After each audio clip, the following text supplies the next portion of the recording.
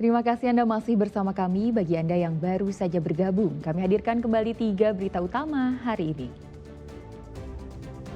Gara-gara sakit hati difitnah, 4 orang wanita aniaya rekannya bahkan hingga menggundulinya. Proses pemakaman jenazah satu keluarga yang tewas terkubur diiringi isak tangis keluarga.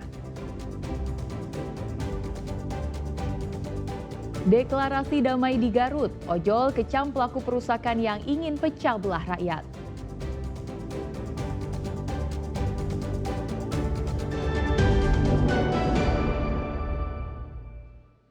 Seorang bocah SD ditemukan tewas tenggelam di Sungai Cilutung, Majalengka. Diduga korban tak bisa berenang saat sedang bermain di sungai.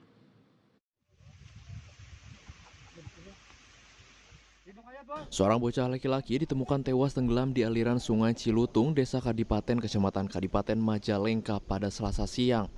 Jasad bocah bernama Alif Ramadhani pertama kali ditemukan oleh warga sekitar. Warga yang sedang menjala ikan tiba-tiba melihat benda mencurigakan berwarna hitam yang ternyata rambut korban. Warga pun langsung melaporkan penemuan tersebut ke pihak kepolisian. Ya ada posisi kepalanya tuh, jadi rambutnya unggul, kelihatan tuh gitu. Kelihatan. Iya saya lagi ngejala. Ngejala. Gitu. Kesini langsung, terus ngambil warga gitu, langsung dikatasin. Gitu. Itu posisi sudah meninggal. Udah meninggal. Udah keras itu badannya tuh. Itu warga mana Pak? Warga Jatirega Timur. Setelah menerima laporan orang tenggelam, tim Inafis Polres Majalengka serta dokter Puskesmas Kadipaten langsung datang ke lokasi dan melakukan pemeriksaan tubuh korban. Petugas tidak menemukan adanya tanda-tanda kekerasan pada tubuh korban. Dari keterangan saksi, korban tenggelam saat bermain di sungai bersama 2 temannya Senin sore. Diduga korban tak bisa berenang sehingga terseret arus dan tak bisa menyelamatkan diri. Jasad korban ditemukan sekitar 100 meter dari lokasi awal tenggelam.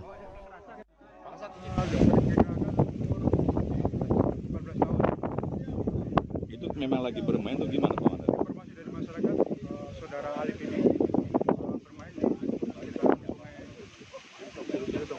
Hasil pemeriksaan tadi TKP, kemudian hasil pemeriksaan oleh dokter tidak ada ditemukan tanda-tanda kekerasan, tidak ada ditemukan trauma tumpul maupun trauma tajam.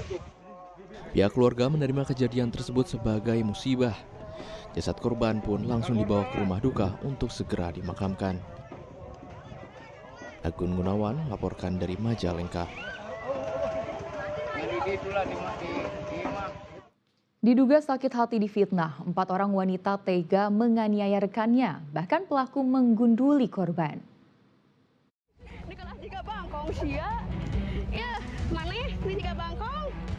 Video amatir menunjukkan penganiayaan yang dilakukan kepada seorang perempuan. Aksi brutal ini sengaja direkam dan videonya disebarluaskan ke media sosial oleh salah satu pelaku. Pelaku yang berjumlah 4 orang wanita tidak lain adalah teman korban. Peristiwa terjadi di Garut pada 30 Agustus lalu. Setelah menerima laporan dari keluarga korban, polisi pun langsung menangkap 4 pelaku penganiayaan. Keempatnya diciduk polisi setelah buron beberapa hari. Pelaku merupakan warga Hampor, Kecamatan Taronggong Kidul, dan warga Kecamatan Karangpawitan. Pelaku utama mengaku sakit hati karena difitnah oleh korban. Pelaku yang emosi melampiaskan kemarahannya dengan menganiaya korban di sebuah taman kota ditemani 3 tersangka lainnya. Penganiayaan dilakukan pelaku dengan cara memukul hingga menggunduli korban. Tersangka SAS merasa difitnah oleh korban SA 20 tahun, ya.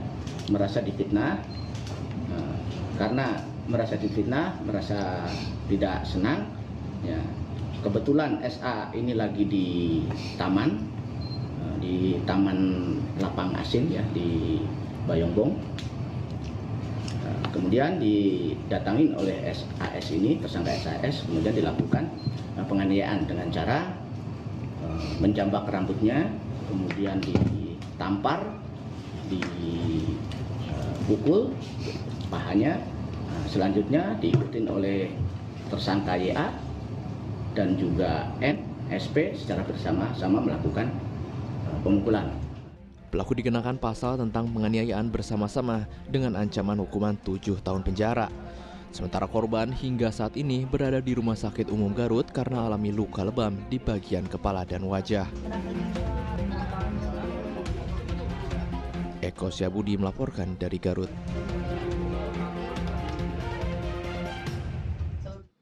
Isak tangis mewarnai pemakaman 5 korban pembunuhan di Indramayu Rabu siang. Kelima korban yang merupakan satu keluarga dimakamkan berdampingan di dalam satu TPU.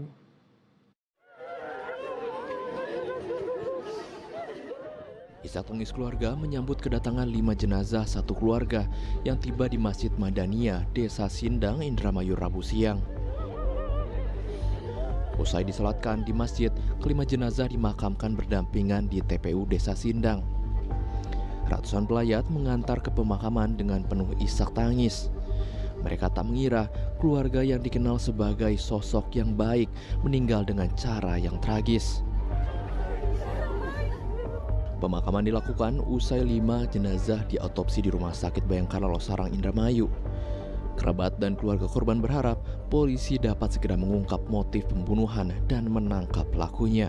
Dan sekarang terakhir itu Mas Budi dia usaha sembako grosiran seperti itu. Dan istrinya pun juga ikut membantu juga usahanya, sekaligus juga ikut berjualan juga. Harapan dari keluarga atas kasus ini? Ya, khususnya terhadap kepolisian. Baik, dapat saya jelaskan saat ini seperti yang sudah beredar di berita juga kan saat ini sudah ditangani oleh pihak kepolisian. Dalam hal ini kan itu semua sudah ditangani oleh polisi, khususnya penyidik ya. Ya semoga kasus ini segera terungkap ya kan, dan pelaku dapat segera dihukum seberat-beratnya. Itu saja. Untuk membongkar kasus pembunuhan tersebut, polisi memeriksa 5 orang saksi.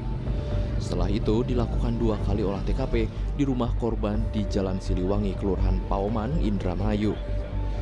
Keberadaan jasad kelima korban, kakek, anak, menantu, dan 2 cucunya di dalam sebuah lubang di halaman belakang rumah mereka diketahui setelah kerabatnya curiga mereka tak bisa dihubungi selama beberapa hari.